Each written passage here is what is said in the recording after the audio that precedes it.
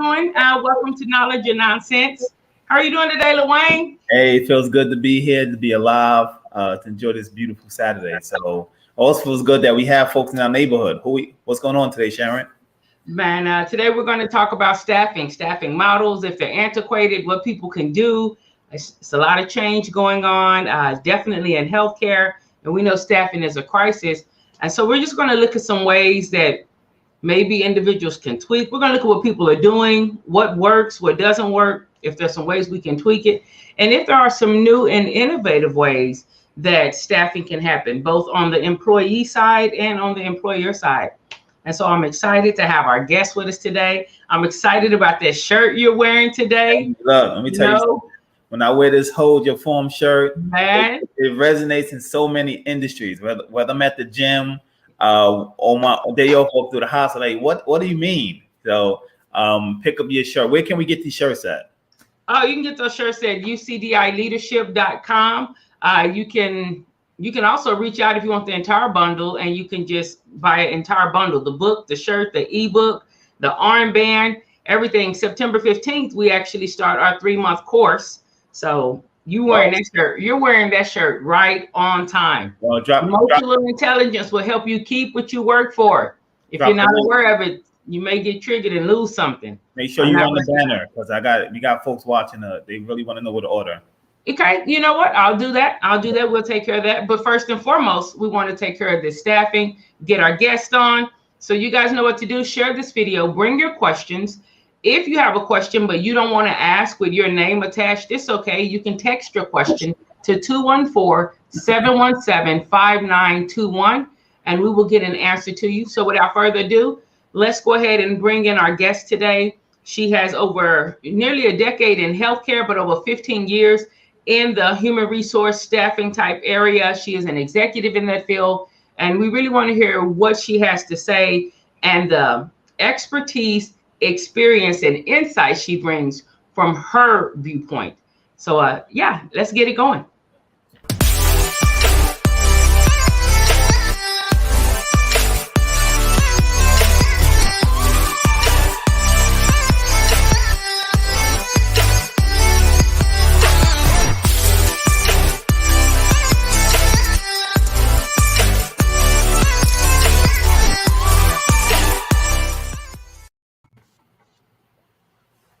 Good morning. Good morning. Good to see you. Good to see you all as well. Happy to be here.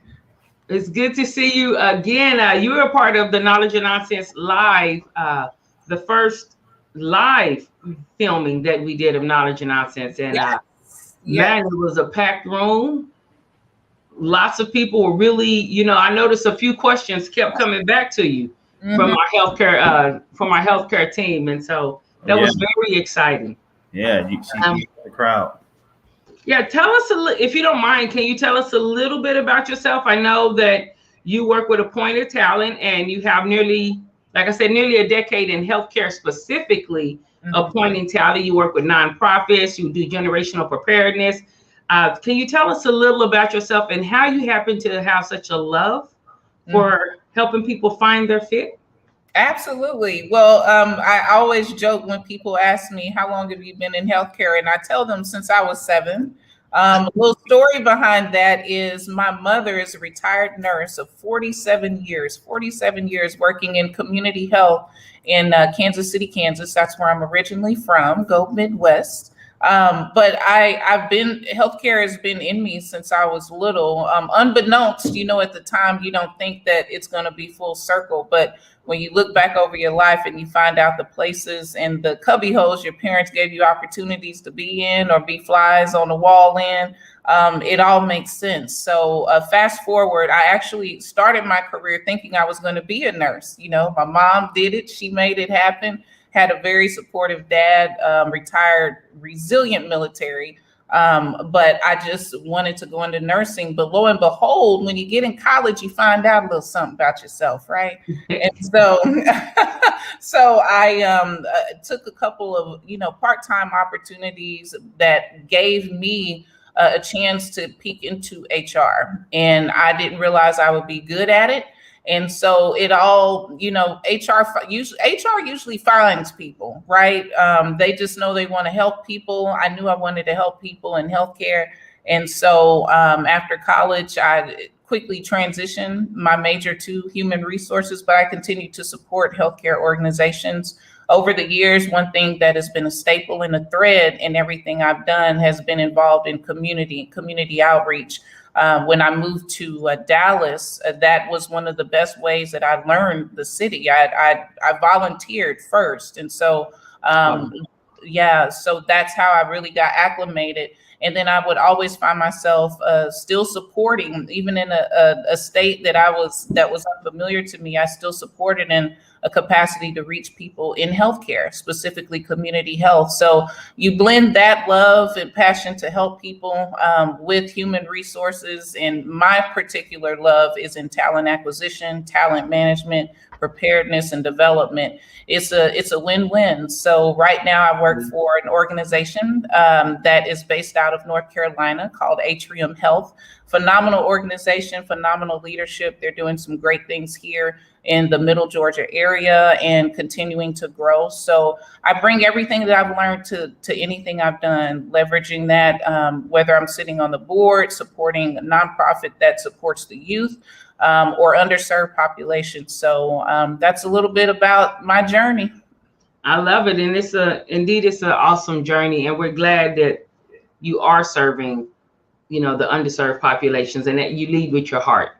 You have the insight, the skill set, the expertise, the management, all of the executive training, but you still allow your heart to be a part. Right now, healthcare, definitely within the nurses and sterile processing, even in other disciplines of healthcare, there's this thing, and I don't even like to call it a shortage, because for so long there's been a nursing staffing shortage, and for so long there's been a shortage in other areas. But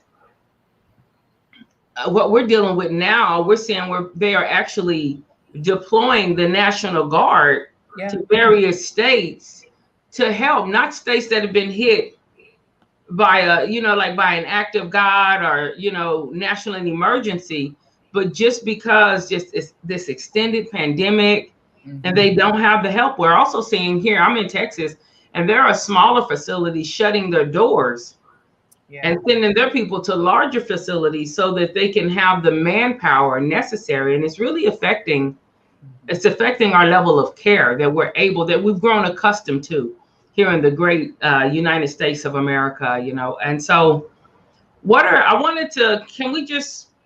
that's the crisis right now. If I had to put you on a hot seat and say, what are some revamps?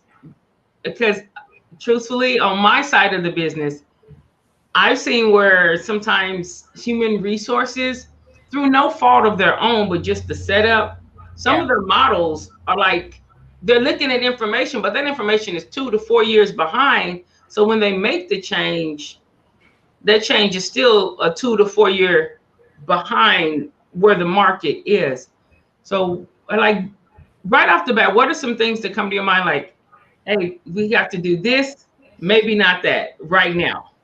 Right. Well, first of all, one of the things that organizations have found out, and especially last year, I say Friday 13th after last year will never be the same, because I think that is the day that many states started really shutting down and the new normal really became a reality for people. But I think even since then, community engagement, again, you'll hear me go back to this, but everybody has had to lean into community. And so one of the most immediate things that every organization that realized things are getting ready to change and it's not going to be short term, they leaned into community. And so that is still probably one of the best strategies even today. If tomorrow comes and we have a new variant, and that is very possible, I'm not sure.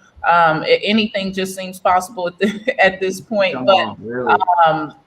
Whatever happens, people are going to lean into community first. That's just the way it is. And so knowing that, organizations can immediately look at their strategies, whether it impacts the finance departments and systems, whether it impacts operational systems, frontline, leadership, executive leadership, mid-management, they have to tie community and involvement and engagement into every strategy that they have. We come together when it's in dire strait, as everybody saw. It's no different within organizations. Your organization does serve as your additional community, and so however they need to tap into that, that's what they've had to do. That's what they're going to continue to have to do, and then put strategy and, of course, resources around it, which leads us to the dilemma that we're talking about today, which is staffing models. You know, people have tried it all. They've tried staffing agencies. That becomes expensive. They've tried, putting people in other positions within the organization, but then you have to deal with burnout. They've tried it all. And so at the end of the day, when you come against a particular model that you wanted to try and you tried it, and maybe you need to tweak it, you still have to lean into community, whether internally or externally. Wow, something so amazing. And in your intro, you mentioned, and this is what I wanted to go back to. You mentioned that you volunteered first to learn the landscape. Mm-hmm. And I think that's a core importance that many professions don't do. You know, they don't go to the base of the environment to really inspire those future leaders. What made you? Where did you get that trait from? Sharon asked earlier, your love for people. Where did that come from? Yes, so it's interesting, and I actually have a publication where I talk about this. But going back to my comment when I joke and I say I've been in healthcare since 7 years, since I was 7 years old, a lot of the people in my life were very much involved in community, and there was no fanfare around it, right? Like they didn't announce that they were going to the soup kitchen. They didn't say, hey, today's a day we all gather up and we go and do this. They just did it. And so that I saw that my entire life, a lot from my grandmother, definitely from my mother, my parents. They were very giving to other people. They never asked for anything in return. When people needed, they pulled together with the community and they got it done. So I think that's what has been instilled in me. It's just a fabric of my DNA. But even more so, you know, I could have had the opportunity to see that and still not act on it, right? So you have choices when you get older, but I knew that felt intuitively, that felt like my purpose. Even when I was finding my purpose, meaning when I was a student, I always knew that was my purpose. I just had to hit into something bigger in a different way. But I think that's what influenced me, just seeing it. If you see it, you know what they say, it's never going to leave you. You just have to find out where it fits into your paradigm once you get your foundation under you. Wow. Let's if you don't mind, what are some of the, what is one of the staffing models you've seen in healthcare? Oh, wow. Too many. No. No, that's good. Let me to answer that, I really want to give some brass tacks to what staffing models are, right?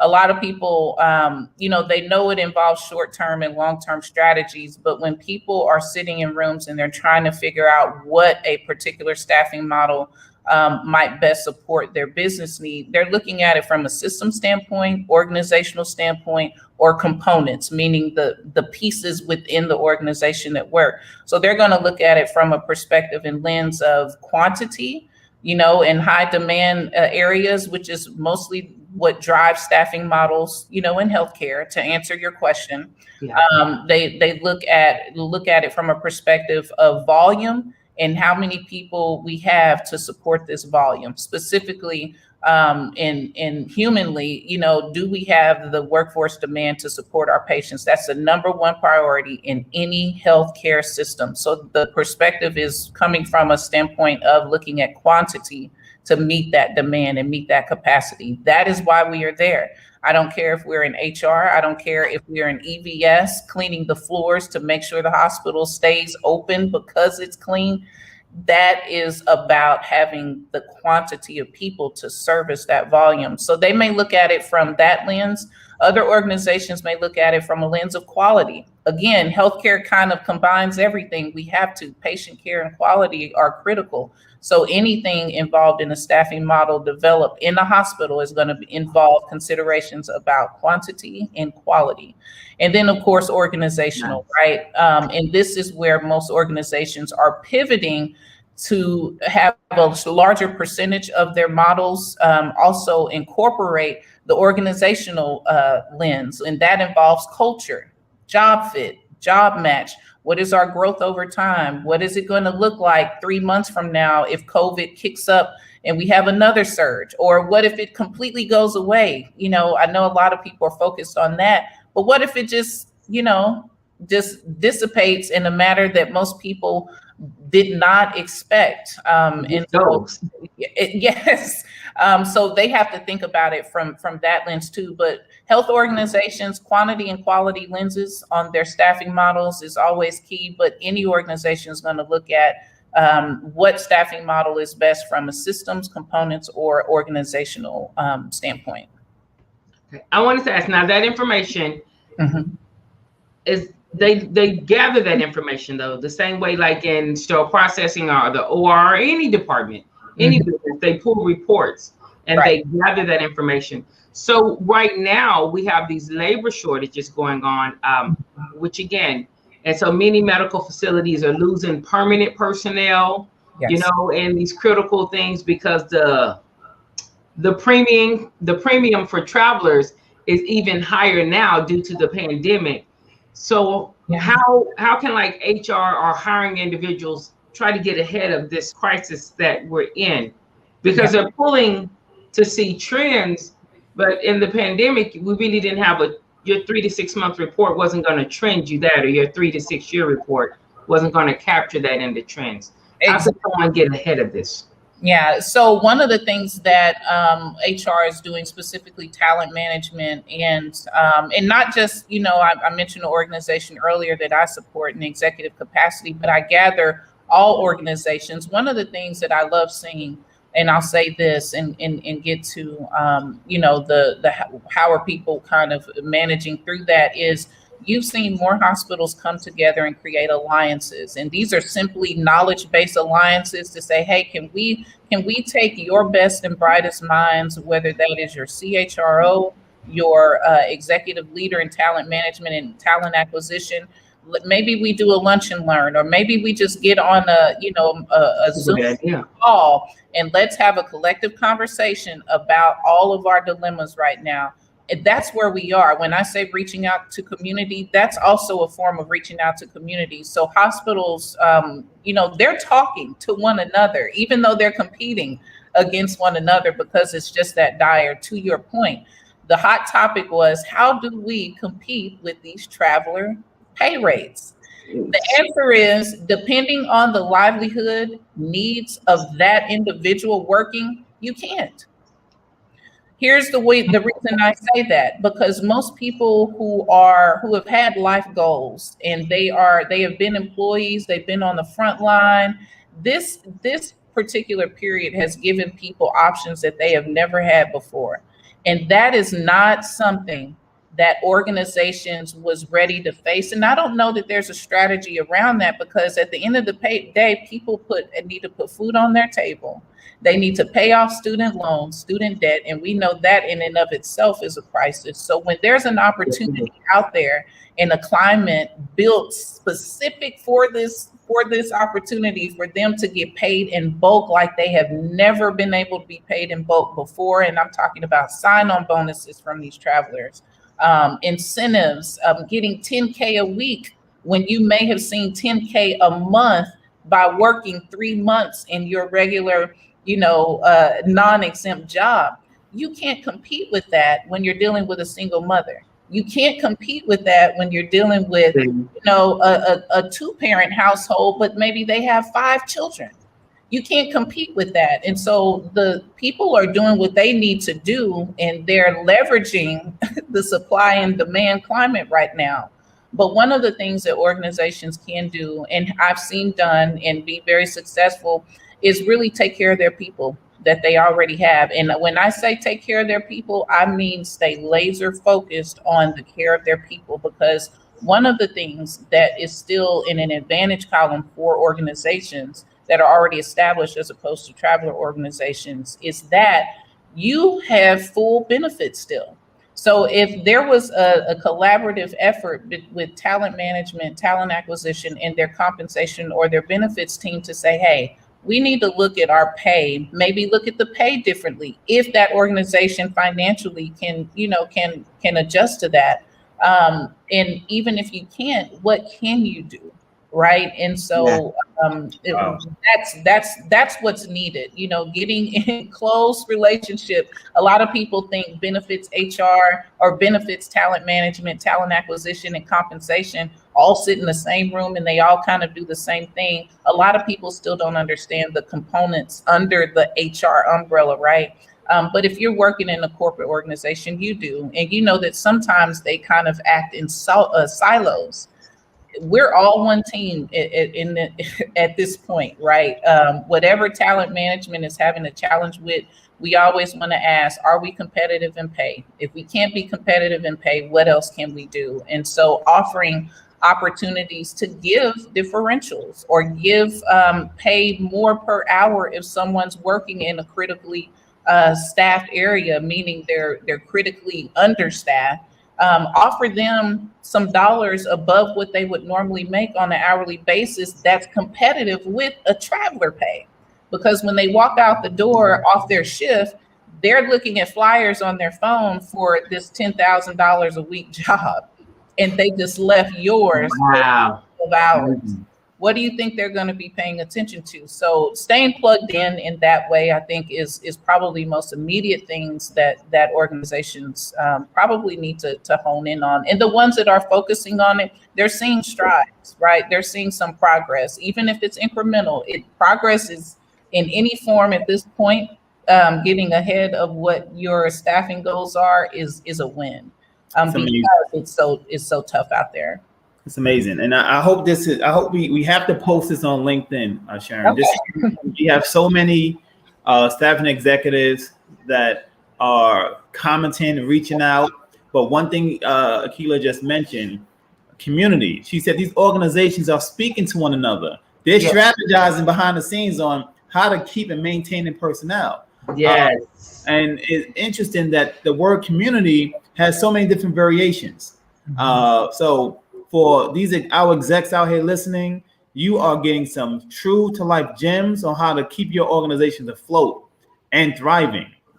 Akila, talking directly to your peers, to the C-suite, how can they reinvest more into their communities? Oh, wow. Leverage your internal team. And when I say internal team, the internal team that really has a passion to do that work, right? And just because you're in IT does not mean you don't have a passion to work in the community. Just because you are in your EPMO or your PMO doesn't mean that you don't have a passion to link up with your talent acquisition or your talent management team members and go and serve in the local community when there's job readiness opportunities and speaking engagements and things like that. That is how you meet the workforce that is sorely lacking right now. That's where they are, because they still need to live and work every day in the very community that they're trying to upkeep in this difficult time. So I would say that, and then also stay collaborative. I can't express that enough. And I know people know that in theory, but because, and I keep mentioning that because truly every day, organizations are moving so fast, meaning operationally, there is so much work to do in the day. It's easy to lose sight on, well, we have an outreach team, they're handling that.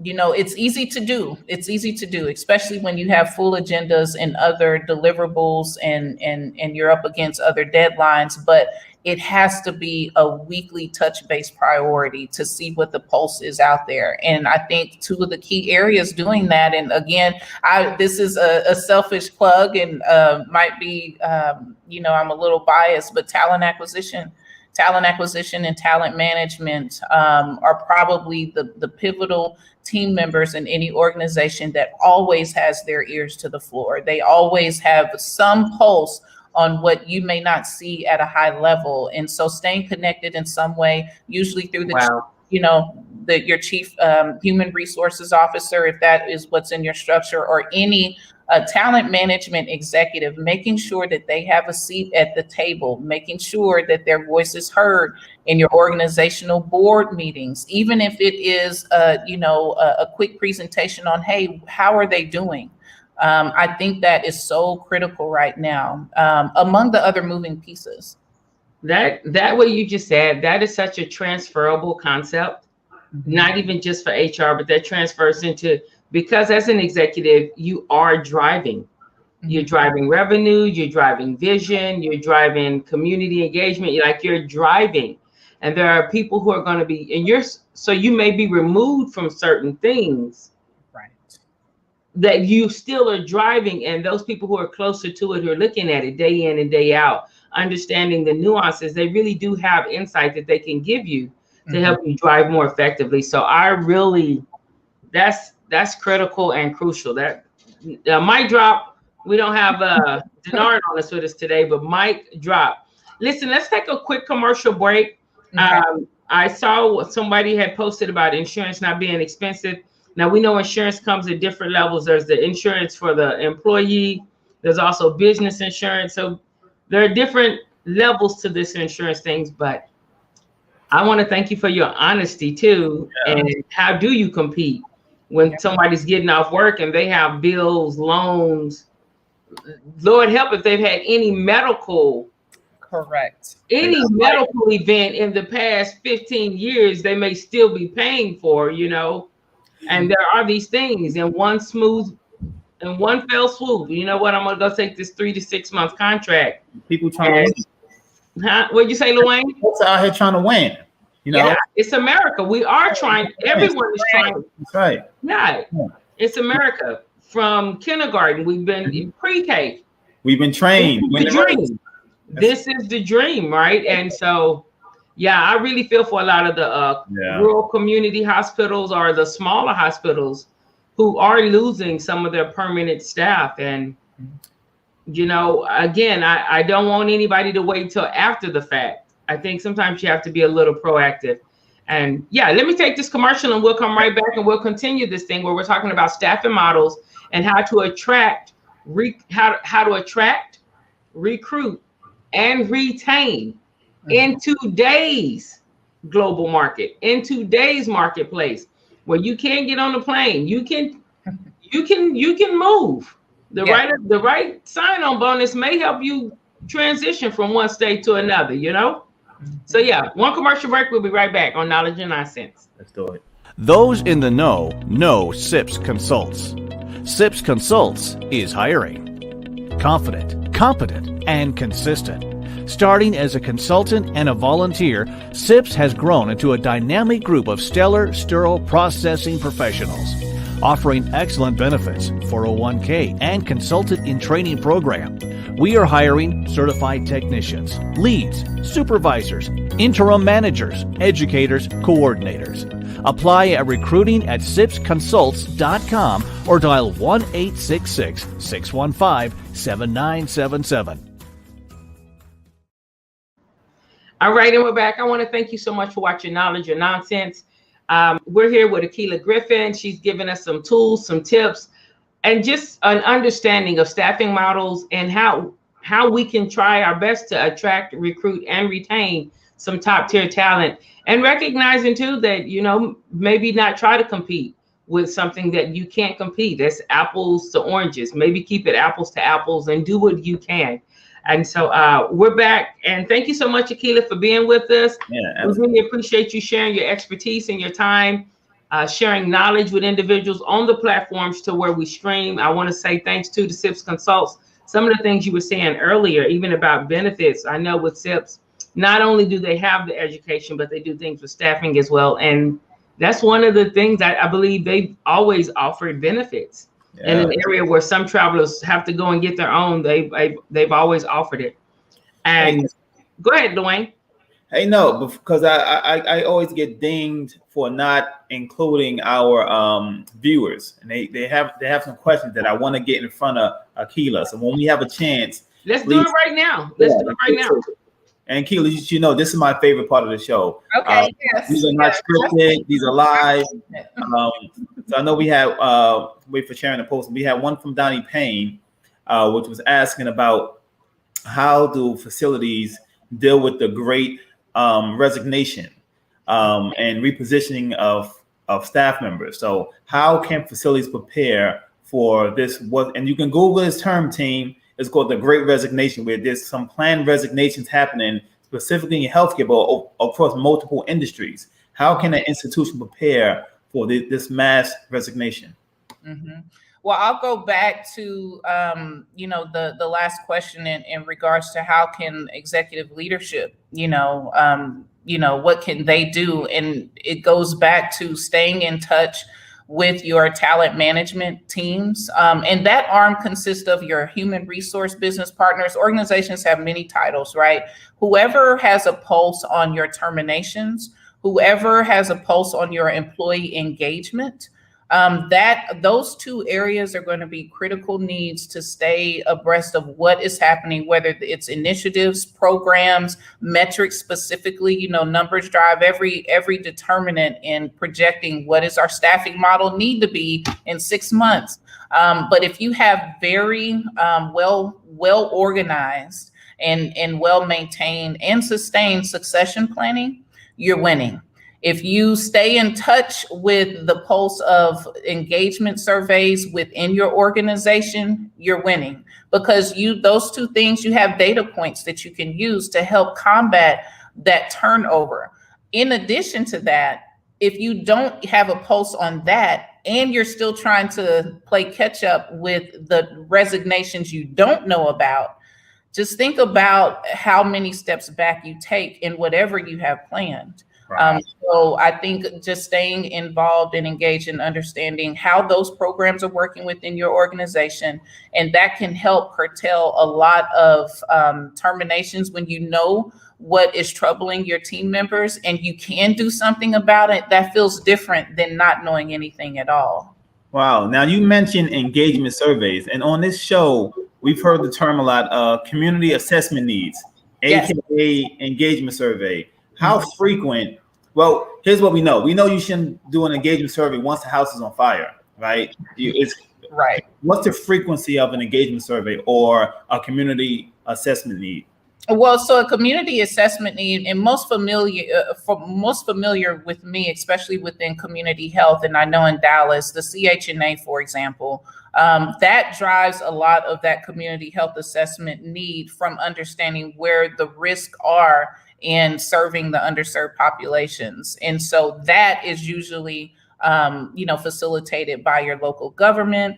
And then that time frame and frequency may vary per local government, but that's one part on the community piece. The internal engagement surveys, just as there's a cadence in some organizations to do their performance evaluation process, towards the end of the year, performance appraisals, employee engagement surveys need to have that same prioritization. That's number one. So the cadence of that, depending on where an organization is in change management initiatives or where they are in a dire strait initiative, before the house is on fire, like you said, before it's the last minute, they may do them at different levels. They may do a 2 years, so like one at mid-year and one at the beginning or the end of the year. I've seen some organizations activate those at least once a year. But you want to do it in a time where the data is going to drive results to help combat things like turnover, to help combat things that you may not have a good line of sight of, because you can't predict what somebody's going to do in 3 to 4 months when you're not living their life. But those engagement surveys can help give you a good indicator of the likelihood of losing someone. And then, of course, there's other things you can drill down on once you have that data. Well, you know what? This already has been, we're only halfway through, and this has been so informative. Yeah. Like, thank you. No, someone like hospitals really could just take this and replay it and break it down like every 5-10 minutes to be like, where are we here? Have we done that? Mm-hmm. Did we do a community needs assessment? And I heard you say, like, not wait till the exit interview, but do this engagement survey while we're still working? Is that while before someone's leaving? Are you saying that we're having these surveys while people still, when it's not broke? We're not waiting for it to be broke till we fix it. Can you tell me more about that? Because I'm really familiar with exit surveys, Right. really familiar with things onboarding, and I don't know if it's outboarding or transitioning out, but you're saying while we're in the mix. Mm-hmm. It really, So you know the saying, "Give me my flowers while I'm here." yes, don't wait till I go. Same concept. Same Okay. concept. Wow. Nothing's changed. So seriously, what that means is incorporate that strategy, incorporate that importance right now. And so to that, staying focused on the whole person of your employee, not just the seat they're going to fill. Staying in tune with the initiatives that are supporting that, because at the end of the day, you know, they say people don't leave organizations, they leave leaders. Well, sometimes people leave organizations. That's a fact. And they leave organizations because they may feel like they don't know what's going on in my world. I'm just a seat filler. They don't know, or maybe they don't care that, you know, I have to take the bus, you know, the DART or the MARTA, you know, from here to there. And by the time I get there, I feel like I've been at work already. You know, it's those things. So that's why employee engagement surveys, those small details that organizations are picking up on and they're putting initiatives in place, people are paying attention. And so that's what I mean. Don't wait until the exit interview. You're out the door. So me asking you to stay or what can we do to save you is really it. For some people, it's disrespectful, if I can be quite honest. Yeah. And for other people, it's very dismissive. You know, I've experienced that. Well, what can we really? You had 3 years. So that's what I mean, you know, enact those things now, especially for the key players, the star players. If somebody starts on board with your organization and in 3 months you see that this person's different, they're a superstar, they're just going to get it done. You need to have a pulse on that person. You need to make sure that they're engaged. Am I giving them the resources they need? And if I can't give them the resources, let me give them my time. Let me give them my space so they can feel like I value what they bring to the table. Do something. But you can't be effective when you do it at the end, to your point, when they're out the door. That is very futile. And that means you're just kind of checking a box. You know, people pay attention to that, even if you're not in an executive position. And here's where I really think the challenge is coming in, because sometimes the cultures in organizations, or maybe just the unspoken, I don't know what it is, the unspoken behavior is that someone who is not in a suit or a tie, maybe they don't care about the same things I do. And that's not true. Those are the very people that are contributing to this shortage, and we need them.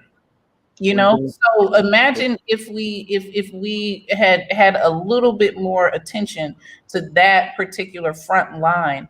I think it would look very different. I really do. But out of lemons, you get lemonade, right? I don't know that had this environment and climate that we're in not occurred, and it's horrible, right? It's tragedy.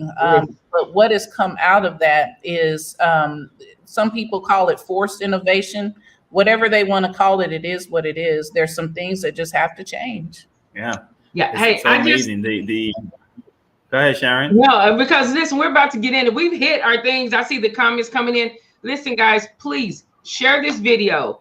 If you're on LinkedIn, hit share, send it in a message to some of your friends who this information will help them. It's Saturday morning. Why not get educated? Why not invest in self? Don't be stingy with this. These are conversations that are going on right now in the industry. And you know what? Share it if you're in part of an industry group. Maybe share it to that group, because you may never be in front of your C-suite, or not for the next 12 to 24 months. But maybe this show gets in front of the C-suite and they can hear some of the things that Keela is saying. and the language that she's speaking it, so that what the information you've been trying to scream now maybe comes across in ways that is more concise, or I don't even know if it's more concise, but they watch the show and they hear this information. Because even the employee engagement survey, that right there is a mic drop. You just helped many, not just medical facilities, but businesses, period, because people are not thinking like that. So guys, Alessandra, Fui, I see you guys out there. Casey, share this video wherever you're watching it so that individuals can get this information. It's one of the things about knowledge and nonsense. Yeah, we want the views, but more than we want the views, we want you to be informed, empowered, and able to vet, process this perspectives and patterns and see if it's knowledge or if it's nonsense. What we're doing, will this work? What's the efficacy of this? How effective is this really going to be in the short term, in the midterm, and in the long term? And right now you're getting some credible information that can help. You now have the power to help somebody else simply by sharing this video. So don't be stingy with this information. Share this information and use this particular show to foster dialogue and conversations that can improve even your leverage this. Stop playing. Leverage this. Now we've gone over some different things, but okay, wait, we can stay on this for just a little more, but I have some things I want to ask because we're talking about it from the employer's part and how employers can do it. But employers, listen, it's getting thinner and thinner, and we may be trying to time it out and hope we can wait it out, but the water's here. The water's here. And so maybe let's look at some strategies that aren't just waited out. Okay, so how are we going to rebound? Because after any tragedy, look, team, it's no secret. We're in 9/11, right? Today's 9/11. After 9/11, things changed nationally. It never went back. It never went back. The same is going to happen to staffing, recruitment, management models. How are we going to rebound? What's going to be different? Let's see. Put on your forecaster's hat. What's going to be different tomorrow once we manage this crisis? Hot seat question, Akila. Well, listen, I hope you don't mind. I'm going to point to an article that I wrote on Juneteenth. It's on my LinkedIn page. If you're sharing my banner or profile, find it there. But acknowledgement, that's the one word. That's the how. That's how we're gonna do it. Acknowledgement in every aspect of the business that could be changed. If we can't acknowledge it, then there's no steps. There's no project management office that can draw up Gantt charts and project flows and swim lanes to tell us how to do it. You have to be in a position to want to acknowledge that, hey, maybe we need to do something a little different. Or maybe the process works, but how we're putting the skills and the people to do the work, maybe we can look at that a little bit differently. So how we do it, very simply, we need to acknowledge what we don't know. We need to acknowledge as leaders in organizations or managers or even people, if you're on the front line, you need to acknowledge if you have the skill beyond the job that you are doing right now and position yourself to have a seat at the table that you probably never did. You need to acknowledge that. Now is the time, because as you can see, people are paying attention to the folks that are passionate about what they're doing, and it's going a long way. So don't be quiet, don't be silent, don't sit on your gifts, don't sit on your talents, don't sit on your passions, don't sit on your strengths. Acknowledge what you bring to the table and put yourself in a position to win at that table. And if you can't win, at least be a part of the conversation towards winning. The other thing too, make sure, I think that collaboration, I probably should have just wore a t-shirt, collaborate. That's it, so acknowledge what may be missing or what needs to be tweaked. Put people in the position to help you drive that. And sometimes those people are not managers. Sometimes those people are not executives. They're the people that see and do the work every day on the ground, the boots on the ground, period. Right. You have to tap into them. They are the very reason why we need them. And it's shown up in a major way. And I think it needed to, unfortunately, but I think that's how we move to the next steps. Wow. I love that answer. Wow. I'm in here, Dwayne. You took too long. I'm in here. What you said about 9/11, first off, definitely want to acknowledge that and just take a couple of seconds and say, you know, even the first responders, again, healthcare, first responders, you know, where everybody else is running away, you know, running toward to help. That's a key part of healthcare, to help. And sometimes we get so caught in the rigmarole, we forget healthcare is about helping. Mm-hmm. This is a helping industry. This is not a me first industry. This is a helping industry. And so, you know, that me first, I believe in self-care, but there's a balance between self-care and me first. You know, there's a balance between that. And so definitely I'm always on human behavior, you know, evaluate yourself, you know, see where you are. If everything is me first, maybe implement a little more self-care so that you can get needs met outside of the workplace. Okay, but back to this. Listen, we're in this place, we're in this crisis. LaWayne, you said 9/11. When we go in the airport now, we know if you don't have a TSA or some type of priority, or those shoes are coming off and that computer is coming out. Like, you already know it. And so right now, we're not in 9/11, but we are in a pandemic. And we're fussing about things. There were people who for years were still fussing about, I shouldn't have to take off my shoes. You know what? Your shoes come, or you're not flying, or you're going to pay that extra premium. However, whatever happened, there are some things you have to do now. And now we're in a place where there are some things you have to do, whether that's going to be vaccination, whether that's going to be maybe leaving standard healthcare and setting up your own shingle of healthcare so that that vaccination, if you don't want to take it, you don't have to. There are things that are going to change.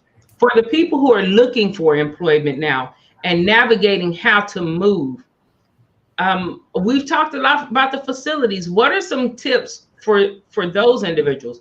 Because I see, and the reason I'm asking, I see people moving in a way that I feel is wrong, but that's how I feel. If they don't feel it's wrong, they're going to keep doing it. As far as burning bridges, putting a lot of things out there on social media that will damage you. I see people who are so qualified for executive roles, but because emotional EQ or professional EQ wasn't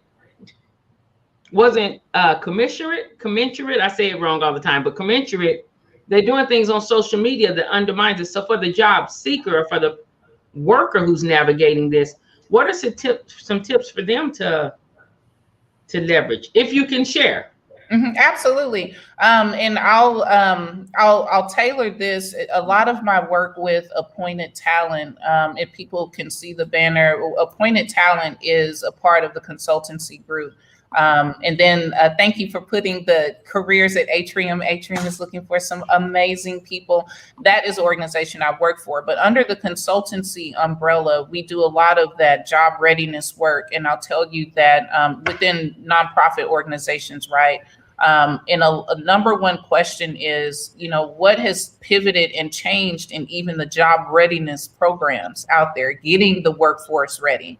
And one of the pivots is, before we didn't talk about conversations of the importance of skilling up. I mean, you talk about it, you know, it's like, this is how you tie in your skills in your resume to be more marketable. Use these words, make sure you get plugged into these organizations and associations. But one nugget that I think a lot of job readiness initiatives have had to focus on for people going back into the market is to skill up. And that's more than just taking a little course on customer service and saying, hey, I'm certified by, whatever entity is doing that, but actually putting some work into that skill that you just kind of leveled up in and being able to speak to that. Because the competition is still out there. Now, while there is a shortage, the market and the demand for people, is high that are in the position to actually apply and more than likely be chosen for the job. So you still have to have some level of preparedness in a different way.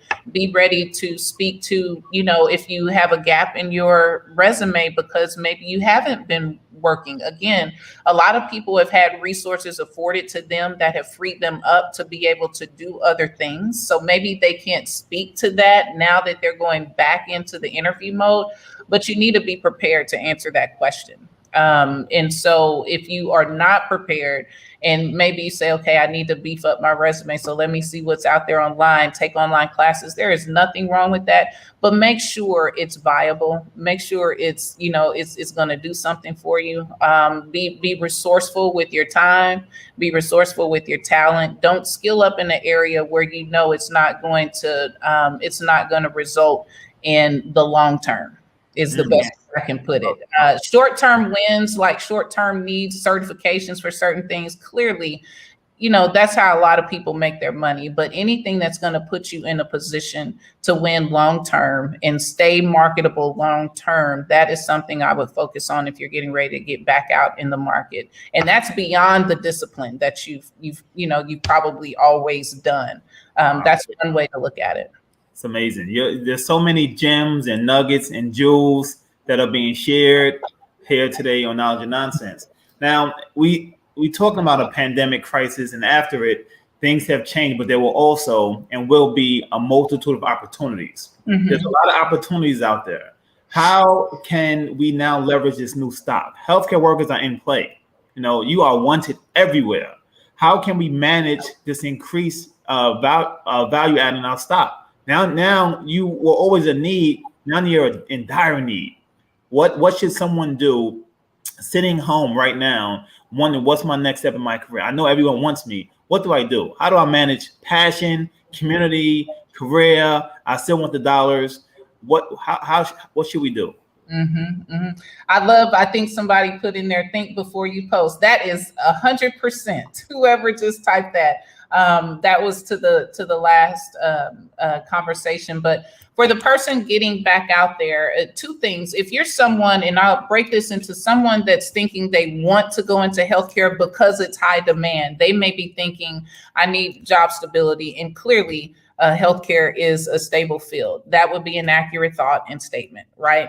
But if it's someone, we look at it from the standpoint of people that maybe they have learned in all of this that maybe healthcare isn't my thing. Maybe they're not a clinical person, but maybe they were in healthcare administration. I'm not sure. But to transition in or out of healthcare, again, going back to understanding what skills you have to support what you're trying to do, because you're going to have to speak to those with whomever you end up interviewing with. It's good to get plugged into different organizations and associations. Once again, even if it's not a membership level, connecting with opportunities like, you know, what we're doing right now with Knowledge and Nonsense, grabbing the names of the people you hear speak. They've had so many great speakers on this show. There may have been, and I know there have been for a fact because I've seen some of your episodes, people that have been on here that can help plug you into opportunities to learn more about what they do or what about others do, because you know their network is just that broad. Tap into your network to get insight that way. And really partner with somebody to evaluate your resume, and not somebody you know. Okay. Come on. Not somebody you know, but someone that is well versed to give you tried and true critical feedback in terms of how you would show up if your resume was next to someone else with the same profile as you, meaning the same amount of skill set and education, as well as match your resume or compare it to that of someone who might beat you in getting that job. Right. To skill up. So don't just focus on where you are, focus on where you're trying to go. And you got to do that on all fronts. Who is my competition? Let me talk to somebody that can review my resume from a competitive standpoint so I can know where I need to be. Those are two practical ways. Hey guys, we only have a few moments left. I'm definitely just going to put this out here. It's going to sound like a plug for me, but I believe it's a plug for you too. For those of you who know and you see it on LinkedIn, we just finished something called a reset. Akila, you said something earlier about do something that's going to work for the long term as well. The short-term certifications, that's good, but do something for the long term. And with everything that I do the consultancy, not as you do, but on another end. Whether it's the reset, whether it's the hold your form course, which is about emotional intelligence and keeping what you work for, because I want to let you know, as you transition into leadership and other positions, everyone's not always happy that you're in it. And it's a different beast. You have to get acquainted with visibility. You have to get acquainted with the fact that people are going to lie on you. You cannot fight fire with fire that leaves only ashes. So you have to skill up on how you operate. You have to skill up not just in your soft skills, but how you read a room and how you engage a room. You can't do things that you used to do. And so, if you're interested in that Hold Your Form course, get with me on LinkedIn. We don't always do this on Knowledge and Nonsense, so just stay with me. And language mastery, because communication is so critical. It's imperative that you know how to communicate, that you know what words to use in what area. That's not code switching. It's not being fake. It means you need power words to be able to effectively deliver a concise message. And so these are things that help you for the long run. Long after you quit talking to me or quit seeing me, this skill set is going to serve you and everyone you are mentoring or you are trying to bring up. So you definitely want to do things that will empower and help you to not just sit at the table, but be comfortable at the table and know what you're bringing to the table, to get out of your own head at the table. So again, it's needed. It's needed. Yeah, and it's very needed. Yeah. And listen, don't wait on those things. They're coming up. You don't have to ask me about them. Ask somebody who's been around me or whatever, because I definitely set this up for people in the medical field, still processing. I know how much money you make and how much money you don't make. I'm not trying to break you, but I am trying to make sure that healthcare gets the best of the people that are in it, and that you know how to articulate in the right audience, in the right rooms, because you have expertise that I don't have. So yeah. Akila, if we can put that quote up that she said, focus on skilling up. Focus on skilling up. So one way to focus on skilling up, get with the talent. Some have been presented on the show. Sharon just mentioned an initiative she's running next week. So there's no excuses. You are in high demand, team, but you want to make sure that demand stays high, right? Because when that trajectory changes or that bell curve takes a dip, you still want to make sure you're holding all the coins. Exactly. And can I say one more thing? And this is for anyone that may be watching this, that maybe you're not in healthcare. If you ask this question to yourself, I promise you will be better prepared if you do the work, meaning the inner work and the external work that we've all been talking about here. But simply, how are you showing up? How are you showing up? That's in all things, from head to toe, from within to without. How are you showing up? That is how a lot of people don't realize it, but there's so many people that lack that particular awareness, that the person that comes in with less skills than maybe you have, and they show up differently, they show up in excellence, they show up in preparedness, you're going to get that job. So that is where we're going to see the market turn. To your point, you talked about that curve. We're going to see it. I believe it's already starting. I think we're still going to have a difficult time in staffing, because now everyone is it's about fit, right? Because they don't want to go through this shortage again. So people are really going to be focused on fit.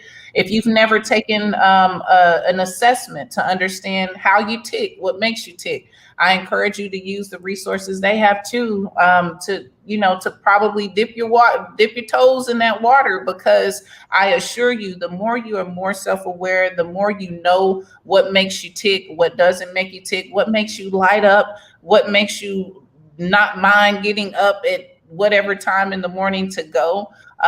Those are the things that you probably want to focus on. I think that is critical. You have to have that self-awareness before you start jumping back out there, because somebody else got the same information, and I can assure you they are leveraging the awareness of all of these types of tools. So focus on how you show up.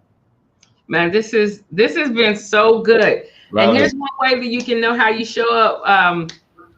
If you always say, this is what I do, like if somebody brings you into a meeting, you're like, well, this is what I do. This is what I do. And it's 3 shifts. I just a little tweak. just say, you know what, in my experience, because then you're pointing toward your skill set and you're pointing toward real-time things. And it's not, this is what I do. This is what I do. This is what I do. Sometimes this is what I do in a meeting format, not when you're mentoring somebody, but in a meeting format. It points to the fact that, again, you're not yet team oriented. You're still on that me first. That's not the self-care. It's not the healthy me first. So I just want to encourage you, a freebie right here. Just change your language just a little bit. Okay, in my experience, this is what we found. In my experience, this is what we've seen. And then point to the processes and the results there. And okay, Akila, I'm sorry that I even came. I'm not sorry, but I love the fact of what you're saying. There's so many mic drops, and the comments are now coming in even more. So much today. Showing up is key, is what she said. And people get passed over, and you're mad because you're passed over because you're like, I can do that. When people are looking for real fit, they're not looking for just can. They're looking for will. And if you've been there 7 years and you're saying I can do it, but they didn't know, that means the will is what's in question. Will you do it? Because your experience and what they've seen doesn't demonstrate that you will do what you say you can do. Y'all, I know y'all mad. That's somebody drop too. Skill versus will. Skill versus will. Yeah. We love it.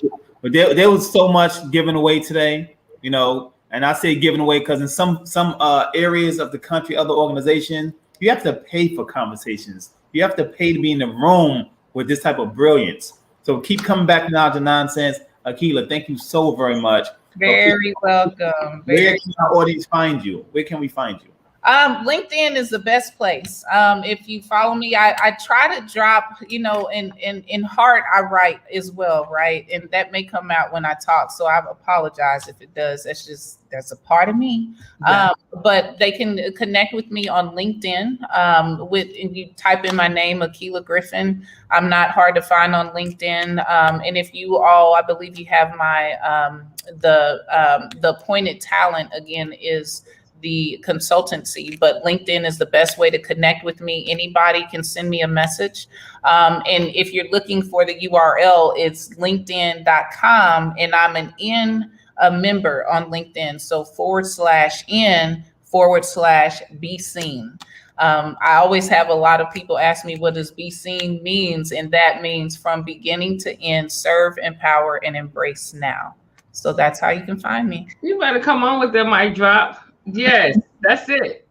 Thank you so much. Luann, you have anything before we No, I'm not coming behind that. She's not gonna burn the platform. All right, excellent. Well, hey, thank you guys so much for being with us. I will see you all soon here on Knowledge or Nonsense. Have a good one. Thank you for having me.